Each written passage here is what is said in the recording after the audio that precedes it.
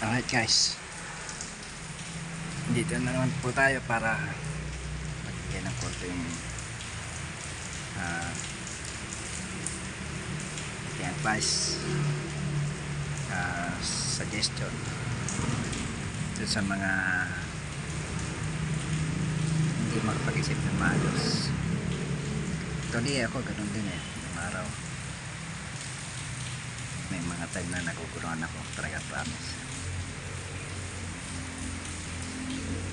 Naguguruan ako sa buhay.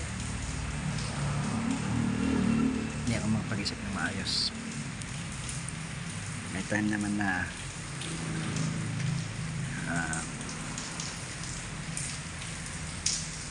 focus ako,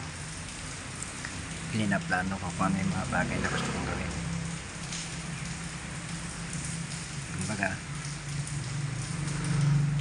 gabi pa lang pinag-iisipan ko na, kasi nga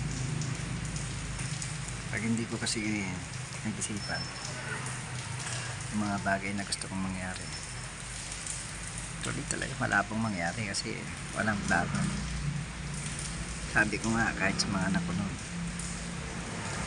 mahirap sa isang tao yung walang pangarap. Hindi ba para ka kasing hindi pinanganak na normal? Kasi ang taong may pangarap, sabi nga nila,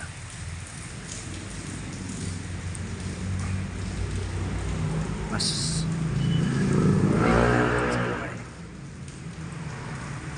sabi ko, kung ano man yung mga pwede nyong magawa at naman hindi nyo naman kayang abutin, so dahan-dahan lang, nakukuha rin naman yan sa tsaga. Okay, dito muna guys. Good luck and God bless.